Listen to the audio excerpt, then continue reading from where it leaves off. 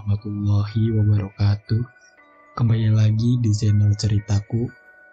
Untuk kisah kali ini, saya akan coba menceritakan sebuah kisah horor yang berjudul Darwati, Wanita Penyembah Iblis. Dan sebelum kita lanjut ke ceritanya, tekan dulu tombol like video ini. Dan jangan lupa tekan juga tombol subscribe channel ini. Dan nyalakan juga lonceng notifikasinya agar tidak ketinggalan cerita-cerita lainnya dari channel ini.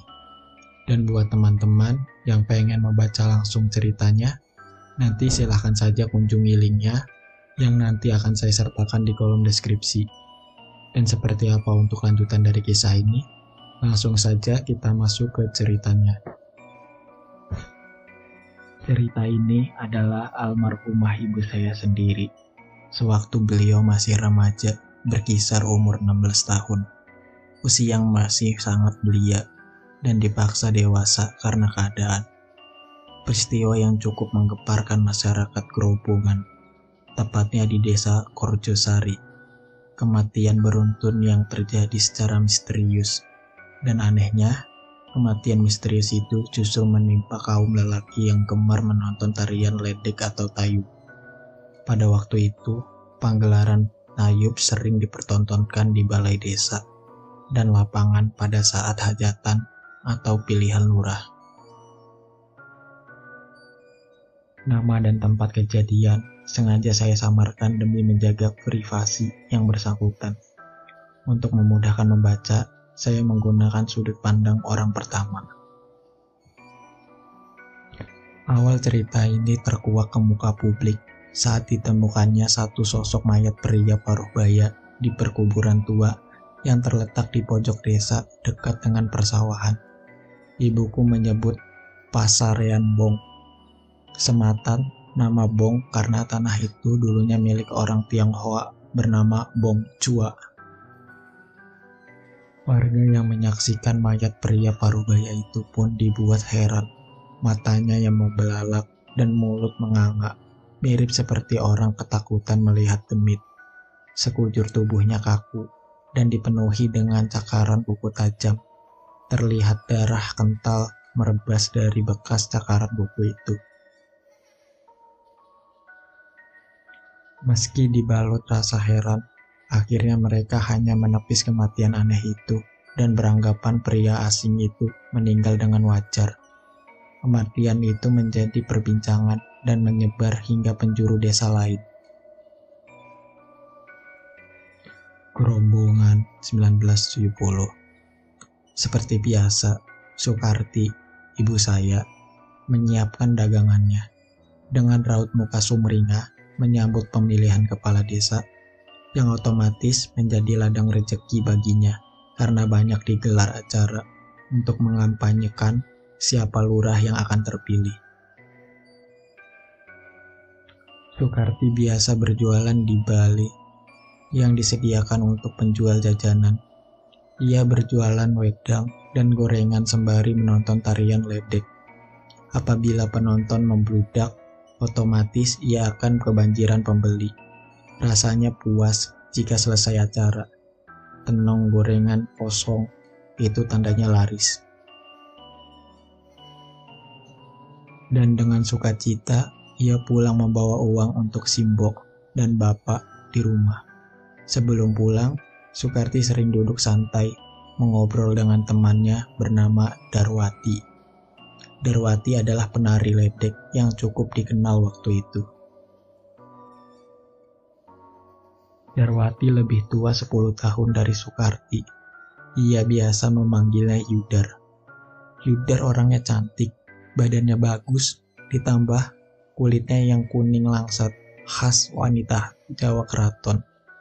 Makanya banyak laki-laki yang tertarik dengan Yudar ini dan tidak tahu wewangian apa yang dipakainya. Yudar selalu tampak segar dan bau harum. Entah wangi bunga apa, tapi siapa yang menghirup bau tubuhnya seperti ditarik energi pengasihan yang luar biasa, membuat kriang kepala alias tergila-gila. Sudah lama Sukarti berteman dengan Yudar. tapi tidak pernah tahu asal-usul Yudar dari mana. Pernah juga terdengar selintingan Yudar sempat menikah tapi pisah, dan dulunya menjadi wanita simpanan orang Jepang. Namun kabar itu hanya bias dan menghilang seiring berjalannya waktu. Yudar yang sekarang telah menjelma menjadi wanita molek yang menjadi primadona banyak lelaki. "Dok, kok belum pulang? Laris jualannya." Yudar menghampiriku yang sedang duduk di balai bambu sembari melamun. Aku tersentak mendengar suara Yudar. Yudar, nanti yuk pulangnya. Aku nunggu Yudar. Sudah lama gak ketemu kan yuk, jawabku sambil tersipu malu. "Iya, Nduk. Lumayan lama ya. Ini buat jajan ya."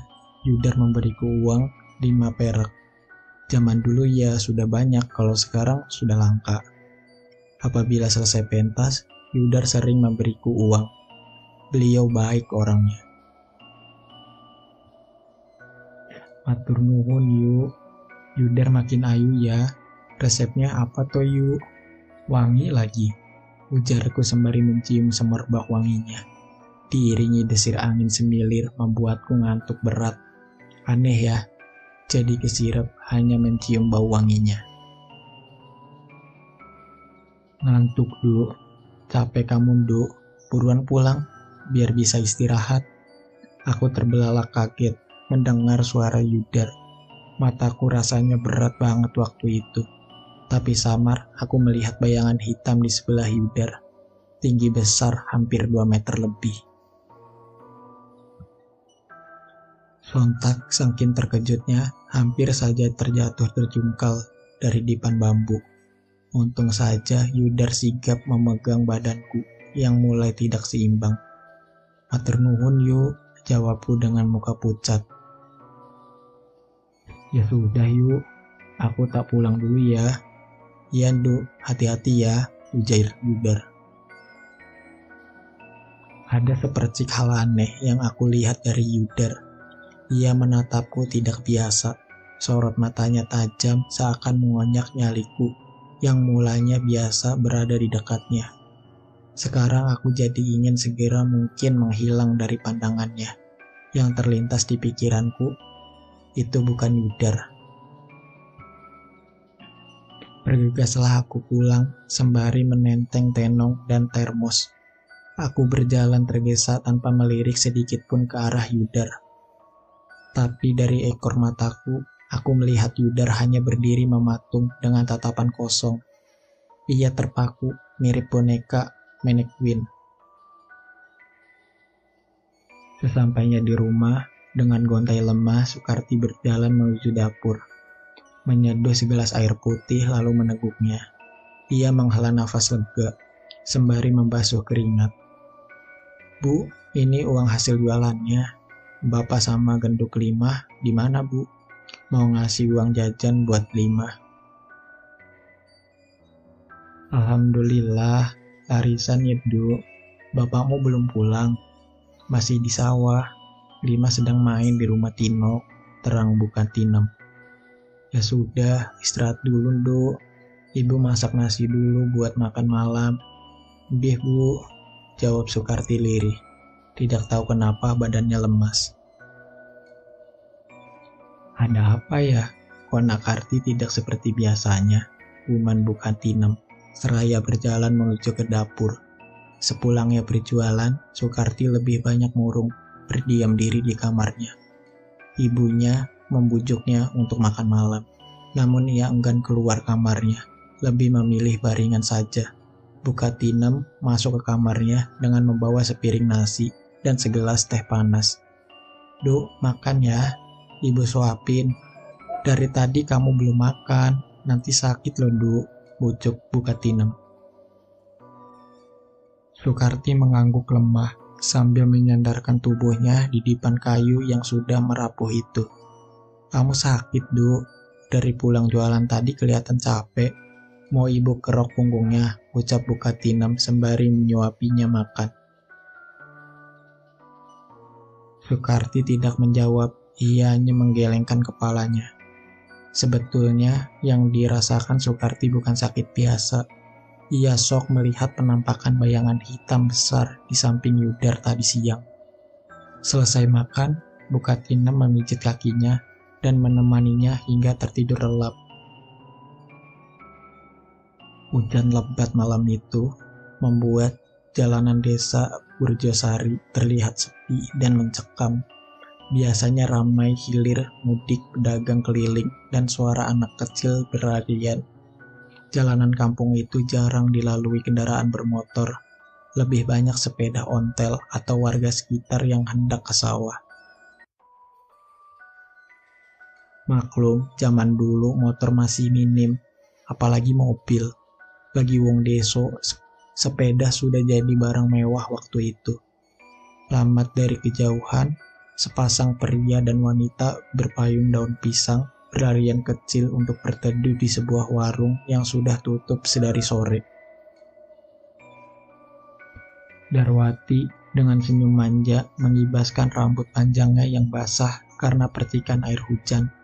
Sementara itu, Budiman, pria yang bersamanya juga tampak sibuk mengeringkan tangannya yang basah sambil menatap pesona Darwati yang sangat cantik malam itu. Mereka sepasang kekasih, sepertinya belum lama jadian. Banyak rumor yang beredar, setiap laki-laki yang dekat dengannya tidak akan bertahan lama. Andai pun berhubungan, tidak pernah sampai menikah. Darwati pun tidak pernah ambil pusing dengan guncingan warga sekitar. Toh ia merasa tidak mengganggu suami orang. Ia membanggakan kecantikan yang mampu memikat banyak pria. Dari pria hidung belang itulah ia mampu membeli sawah, membangun rumah mewah untuk orang tuanya. Kecantikannya memang sangat mempesona. Semakin dipandang, semakin ayu rupawan. Kalau zaman sekarang, lebih familiar dengan susuk atau mandi di sendang 7 pancuran atau kungkum di air bunga setaman atau membuka aura, tapi tidak dengan Darwati. Bagi Soekarti, Yudar adalah orang baik, suka memberinya uang jajan. Perlakuannya pun juga lemah lembut, tidak pernah berkata kasar. Tiap ketemu, Yudar selalu menyempatkan diri ngobrol, walau sebentar. Soekarti tidak tahu pasti sejak kapan Yudar berubah. Perubahan Yudar begitu ketara akhir-akhir ini. Yudar lebih banyak diam. Ia selalu menatap curiga pada orang asing. Tapi dalam sekejap, mimik wajahnya berubah drastis apabila laki-laki yang gandrung dengannya mulai mencari perhatian. Yudar akan lebih agresif dan terlihat binal, merayu dengan suara yang manja, mendayu-dayu. Sikapnya itu justru mematik rasa penasaran dan sulit untuk menjauh darinya. Malam menyisakan keheningan dan suara burung hantu yang saling bersahutan. Ketika semua sedang terlelap di peraduan, saat itu jualan Darwati asik memandu kasih dengan Budiman. Saat asik masuk itu, Darwati, kau belum memberiku tumbal. Ingat, kau adalah istriku. Janjimu itu harus ditepati. Selamanya kau akan mengabdi padaku. Jika tidak, lihat saja, tunggu pembalasanku. Janjimu harus ditepati. Selamanya kau akan mengabdi padaku. Jika tidak, lihat saja, tunggu pembalasanku. Suara itu seolah memecah di gendung telinganya. Bisikan berat sesosok yang tak kasat mata, namun hanya dirinya yang mampu mendengar. Sementara Budiman sibuk mencubuhi tubuh moleknya, Darwati mulai gelisah karena suara tak kasat mata itu. Ia jadi ingat kedatangannya di sebuah petilisan yang letaknya dekat dengan Pasarian Bong telah membawanya pada kemusyrikan. Ia mengabdi pada satu sosok bernama Jubuh. Jubuh, sesosok menyerupai tikus sawah, tapi lebih mirip musang, namun ukurannya lebih besar, mirip manusia. Mulutnya moncong, bertelinga lebar, bertaring, dan memiliki mata besar. Sosok itu bisa berjalan layaknya manusia. Dan yang paling jijik, sosok itu memiliki alat vital. Mirip seperti laki-laki, badannya kekar, serta memiliki kuku tajam di tangan dan kakinya. Ada perjanjian apa Darwati dengan sosok jubuh penunggu petilasan bom. Seorang penari ledek senior pernah menyarankan Darwati memakai pemikat supaya ia makin digandrungi laki-laki dan mudah mendapatkan uang. Namun ada beberapa syarat yang harus dipenuhinya.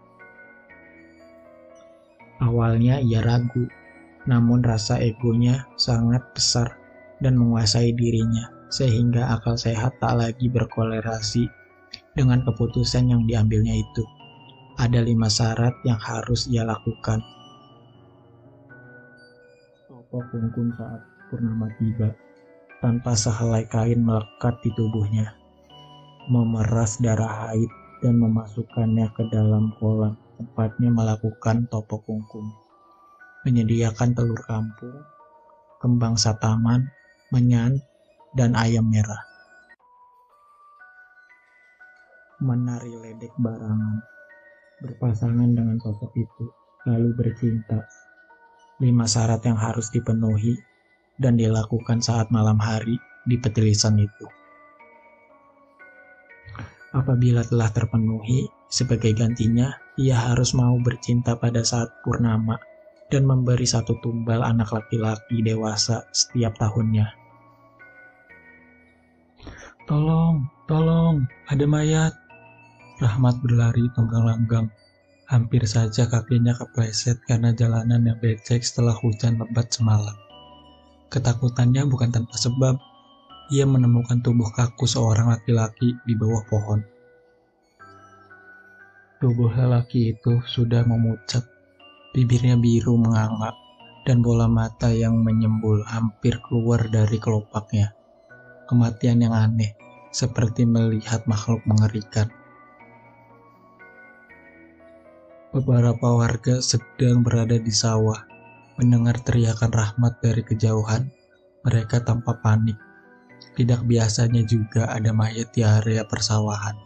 Sebelumnya aman saja, tidak ada kejadian yang membuat gempar warga Karjosari. Ada apa, nak? Kok ketakutan? Ada mayat, mbah, di sana di bawah pohon dekat kuburan Bong, jawab Rahmat dengan nafas tersengal-sengal. Mayat? Orang mana? Tanya Pak Dua, penasaran. Gak kenal, Pak. Sepertinya bukan orang sini, ujar Rahmat. Bukan warga sini, jawab Padula keheranan. Tidak habis pikir mengapa bisa ada di kuburan Bong padahal semalam hujan lebat. Serentak warga berbondong-bondong menuju Pasarean Bong. Lek, kamu ke rumah Pak Lurah ya? Matur sama Pak Lurah ada mayat di Pasarean, ucap Padula sebelum beranjak ke Pasarean. Nggih, Pak, jawab Rahmat singkat. Sesampainya di sana, innalillahi wa inna ilaihi raji'un. Allah, meninggal kenapa ini ya, Pak? Apa sakit ya? Ujar Pak Mangun, sembari berjalan mendekati jenazah tak dikenal itu. Kok saya nggak asing ya? Pernah melihatnya bersama Darwati, ucap Pak Dullah mencoba mengingat. Tapi di mana? Batin Pak Dullah. Di tengahnya ia melamun itu, Pak Lurah ditemani beberapa Jogobayan datang ke Pasarean dengan membawa keranda. Bagaimana bapak-bapak? Ada mengenalnya tidak? Tanya Pak Lurah, sembari mendekati jenazah untuk memastikan siapa lelaki itu. Pak Lurah terkejut ketika melihat wajah mayat itu. Budiman? Bapak tahu siapa mayat ini? Tanya Pak Dullah. Pak Lurah yang masih dalam keadaan syok tidak langsung menjawab lontaran pertanyaan Pak Dullah. Pasalnya, Budiman ini adalah rekan bisnisnya. Sejak kapan Budiman dekat dengan Darwati? Kuman Pak Lurah dalam hati. Pasalnya sudah hampir setahun ia tidak bertemu dengan Budiman. Setelah selesai membangun proyek perumahan di Karjosari, Budiman pulang ke kampungnya. Pertanyaan itu terus menggelayuti benaknya, meski sebenarnya wajar apabila banyak yang mengenal Darwati. Namanya tersohor hingga ke pelosok desa lain. Darwati penari ledek tercantik dan sangat menggoda kaum laki-laki. Kebetulan saya kenal dengan beliau. Dulu rekan bisnis saya sewaktu membangun proyek perumahan tahun lalu, Pak. Namanya Budiman, terang Pak Lurah dengan raut wajah penuh tanya. Para warga yang mendengar menghela nafas lega karena ada yang mengenal siapa lelaki asing itu, yang ternyata adalah rekan bisnis Pak Lurah. Ya sudah, bapak-bapak, lebih baik kita bawa saja, kita urus dulu jenazahnya, tegas Pak Lurah. Singkat cerita, setelah selesai disucikan dan didoakan, Pak Lurah menghubungi keluarganya Budiman dan mengabarkan kematiannya. Meski dengan berat hati, namun keluarga harus tahu kemalangan yang telah menimpa Budiman. Akhirnya tumbal pertama sudah kau berikan. Aku akan memenuhi janjiku. Aku akan membuat banyak laki-laki bertekuk lutut padamu, Darwati. Dan mereka rela memberikan harta kekayaannya padamu. Suara misterius itu mengiang di telinga Darwati saat ia sedang meditasi. Di petilasan bong saat tengah malam, bau wangian di tubuhnya seolah memanggil sosok tubuh itu untuk menampakkan diri. Dalam penglihatan Darwati, sosok tubuh itu menyerupai wajah Budiman. Namun apabila orang lain yang melihat, sosok itu menyerupai tikus, tapi mengerikan. Di tengah malam dingin itu, Darwati melakukan persetubuhan dengan sosok yang menyerupai Budiman itu. Dari persetubuhan itu, Darwati bahkan sudah memiliki banyak anak. Wujudnya menyerupai tikus-tikus kecil. Ritual seperti itu dilakukannya setiap Selasa Kliwon. Ia akan menyerahkan seluruh tubuhnya pada sosok Jubuh. Sesuai perjanjian awal, ia harus menyerahkan tumbal setiap tahunnya. Namun, semua yang dilakukannya bukan isapan jempol semata. Seiring berjalannya waktu, Darwati telah menjadi orang terkaya di desa Karjosari. Banyak desas-desus yang beredar. Kematian Budiman memang sudah menjadi target untuk ditumbalkan. Tapi warga masih menyaksikan karena tidak ada bukti kuat. Karena Darwati tampak biasa saja, justru ia banyak memberi sumbangan untuk desa, membetulkan jalanan yang rusak, membangun masjid dan sekolah, dan mereka menepis diam-diam apabila muncul prasangka itu. Namun, tak sedikit pula yang berpikir liar, tanggapan ledek itu upahnya tidak seberapa, tapi Darwati bisa membeli rumah, sawah, mobil, bahkan penyumbang dana untuk pembangunan desa. Suatu ketika di penghujung tahun ada pagelaran wayang kulit semalam suntuk. Seperti biasa, Darwati bersama rombongannya juga tampil di acara tersebut. Darwati ayu tenan yole ayune orang boseni disawang asone ayu jan marai kasengsem. Kartono pemuda tanggung itu tak kuasa menahan rasa sukanya pada Darwati. Walah Kar, awakmu ra iso ndelok wong wadon ayu siti. Tangane iso hurung gaduk heneng hakuping ujar Lek Sukir. Emangnya kudu gaduk kuping pole. Lah ya orot toh, sing penting wani ae, sambungnya pada Lek Sukir. Lek Sukir yang mendengarnya hanya bisa geleng kepala. Setelah selesai acara, Rasid dan Kartono menghampiri Darwati untuk melihatnya lebih dekat. Waktu itu, Kartono kelihatan menggebu pada Darwati. Ia sangat menginginkan tubuhnya. Entah setan apa yang merasukinya. Dia memberanikan diri mencium punggung Darwati yang mulus itu. Gayung pun bersambut, Darwati justru senang dengan cumbuan mesra dari Kartono. Tak peduli banyak orang memperhatikan gerak-gerik mereka berdua. Darwati memang akan berubah binal ketika laki-laki mendekatinya.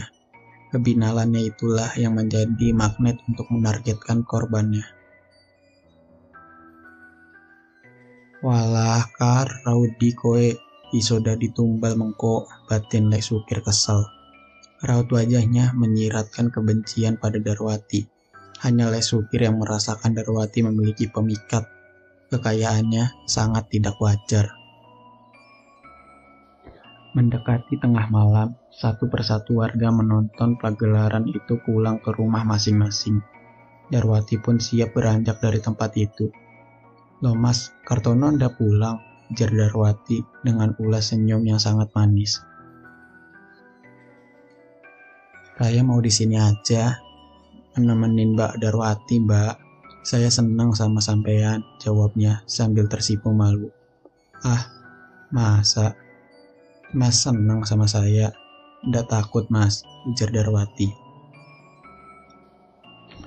Iya Mbak, saya senang sama sampean.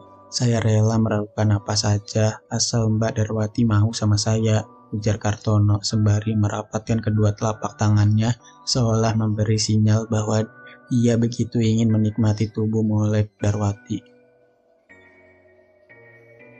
Dari saku celananya, tiba-tiba ia mengeluarkan segepok uang kertas lalu menyodorkan pada Darwati. Darwati tidak langsung mengiyakan, ia hanya menatap Kartono tajam.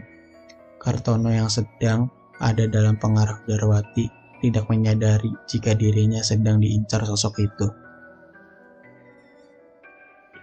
Mas Kartono mau nggak antar saya pulang?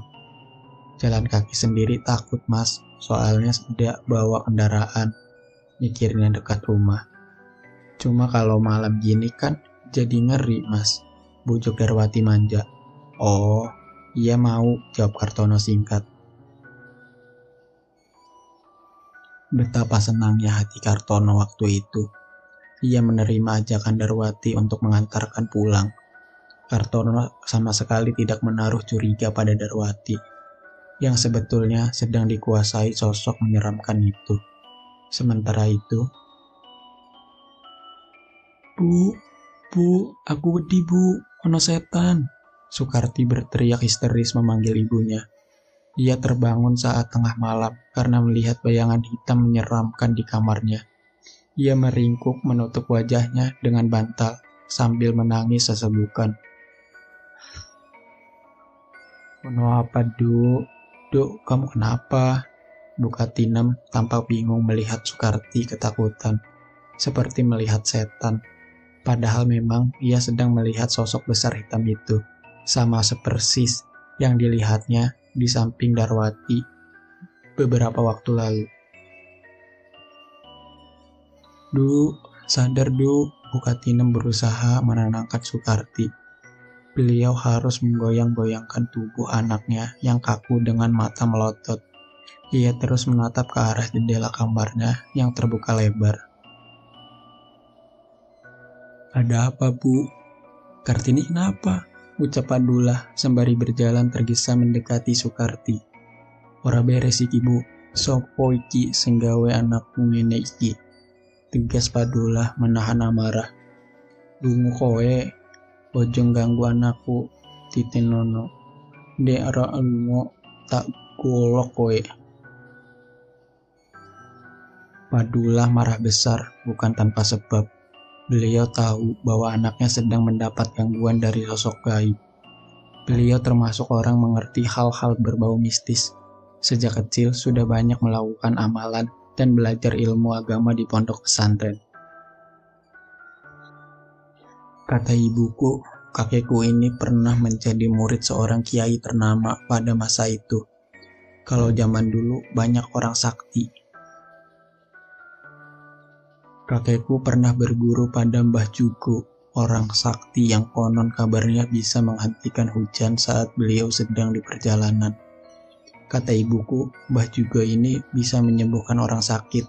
Kakekku murid Mbah Jugo cukup lama, dari sewaktu beliau masih kecil. Sambil berteriak lantang mengusir sosok itu, Padula mengacung-acungkan goloknya. Bersama itu, terdengar hentakan kaki besar di atas genteng rumah. Suara langkah kaki yang berlari kencang karena mendapat ancaman. Bisa dibayangkan seberapa besar ukuran kakinya, karena suara hentakannya cukup keras seperti kaki raksasa. Bukatinem, Sukarti, dan Tino tanpa gemeteran. Mereka saling berpelukan erat. Tino mencengkram lengan Karti. Ia menangis ketakutan. Sosok juboh ini mengikuti Sukarti selepas ia pulang berjualan. Sosok itu menyukai Sukarti dan ingin menyetubuhinya. Darahnya magis. Aku menginginkannya. Wah. Suara itu menggema, lalu menghilang terbawa angin. Setan alas, titino marene maneh tak bakar kowe, ucap Padula geram. Suara itu menggema, lalu hilang terbawa angin. Sukarti sudah ditandai Bu. Penunggu kuburan bong ini pasti ada yang punya. Darwati, Du, Yudar sering memberimu uang? Tanya Bukatinem. Mbih Bu, Sukarti belum cerita sama ibu. Habis jualan kemarin, Karti lihat sosok menyeramkan di samping Yudar. Karti takut Bu, jawabnya sambil menahan tangis. Sejak kapan Darwati bersekutu dengan jin penunggu sarean itu? Kuman Padula yang mendengar anaknya menceritakan Yudar itu. Tapi memang kekayaannya juga tidak biasa. Dan penemuan mayat yang mati tak wajar itu semakin menguatkan penyebabnya adalah tak kasat mata. Tolong, ada mayat Pak di sarean sana. Seorang anak kecil berlarian, saking takutnya nyaris saja terpleset. Ia menemukan satu sosok mayat laki-laki di dekat petilasan. Kejadian yang sama terulang lagi, hanya saja berbeda waktu. Singkat cerita, orang-orang pun berbondong-bondong menuju sarena. Kartono, walah Kar, diomongi rak percaya kowe. Lek Sukir menyesalkan sikap Kartono yang terlalu berani mendekati Darwati saat pentas malam itu. Lek Sukir sendiri tidak mengira Kartono akan kehilangan nyawanya. Sama persis seperti kematian Budiman. Wajah Kartono pun tampak pucat, menahan ketakutan dengan mata melotot dan bibir biru menganga. Ini sudah tidak bisa dibiarkan. Darwati dalang dibalik semua ini. Lebih baik kita lapor Pak Lurah saja. Kita datangi rumahnya, tegas Padula menahan amarah. Sambil membawa jenazah Kartono, para warga bergegas menuju rumah Pak Lurah. Pak Lurah pun terkejut melihat banyaknya warga datang menuju kediamannya. Ada apa ini bapak-bapak? Jenazah siapa ini? Ujar Pak Lurah dengan nada bergetar. Kematian yang terjadi saat purnama. Korbannya juga laki-laki. Salah seorang warga membuka kain sarung yang menutupi jenazah itu. Lah, ini Kartono. Tadi malam saya melihatnya bersama Darwati. Pak Lurah semakin bingung. Kenapa mimik wajahnya seperti ketakutan mirip dengan kematian Budiman? Saya yakin dalang dibalik semua ini adalah Darwati. Pak Lurah, anak saya, Sukarti diganggu sosok menyeramkan selepas Darwati memberinya uang. Sudah beberapa hari ini anak saya sakit demam, terang Padula. Kemudian Padula membeberkan sosok menyeramkan yang mengganggu Sukarti. Alibinya semakin kuat ketika Sukarti bercerita melihat sosok itu berdiri di samping Darwati sembari menatapnya tajam. Setelah jenazah Kartono dikebumikan, warga memilih untuk berjaga-jaga di pos ronda. Pak Lurah memberi mandat pada warga untuk mengawasi Darwati saat malam hari saja. Untuk memastikan apakah Darwati akan pergi ke petilasan itu setelah mendapatkan tumbal. Malam itu, pukul 12 malam, Darwati tampak mengendap-endap keluar rumah, lalu menghilang di kegelapan. Seorang warga yang masih terjaga menangkap bayangan hitam berjalan menuju Pasarean. Itu pasti Darwati, umannya sambil berjalan mendekati beberapa warga lain untuk segera beraksi. Dengan tergesa, ia membangunkan beberapa orang yang sedang terlelap. "Kang Dul, bangun Kang. Lek, tangi lek.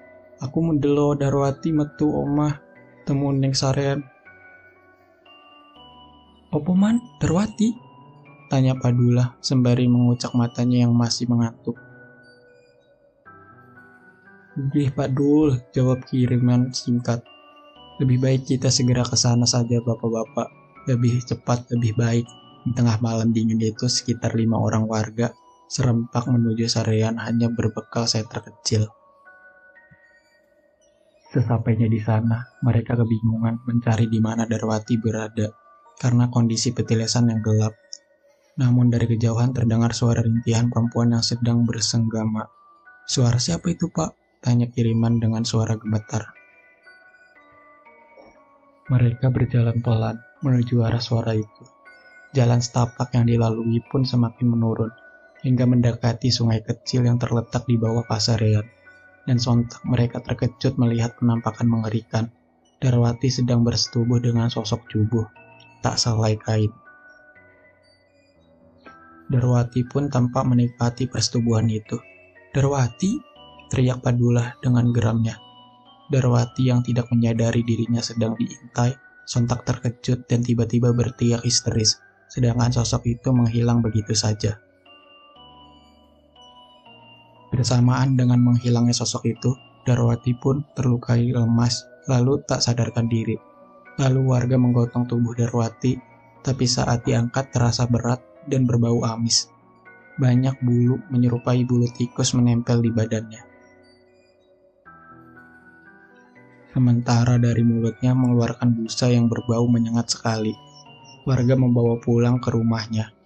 Orang tua Darwati tampak bingungan, bertanya-tanya apa yang tengah terjadi pada anaknya. Warga pun menjelaskan dengan detail peristiwa yang menimpa Darwati. "Sebaiknya Darwati diruqyah saja, Pak, karena jin penunggu sarean masih bisa mengganggunya," terang Padula. "Saya jadi malu dengan warga di sini. Sebagai orang tua, saya tidak bisa membimbing anak saya dengan baik. Sebetulnya saya juga curiga dari mana dia mendapatkan uang sebanyak itu. Setiap pulang ngeledek," ucap Pak Medi. Singkat cerita, setelah peristiwa itu Darwati tidak pernah keluar rumah.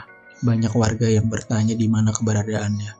Konon katanya orang tua Darwati mengungsikannya ke rumah saudaranya di desa lain, sembari berobat. Dan setelahnya mulai banyak kejanggalan. Hanya dalam hitungan bulan, kekayaan habis begitu saja. Terjadi kebakaran hebat yang melahap habis rumah dan beberapa kendaraan yang terparkir di halaman. Untung saja orang tua dan kedua adiknya bisa menyelamatkan diri. Tapi tidak dengan Darwati. Ia tewas terbakar di dalam rumahnya sendiri. Ternyata selama ini ia tidak diungsikan. Orang tuanya sengaja membuat cerita palsu karena merasa malu dengan kondisi Darwati yang menjadi gila.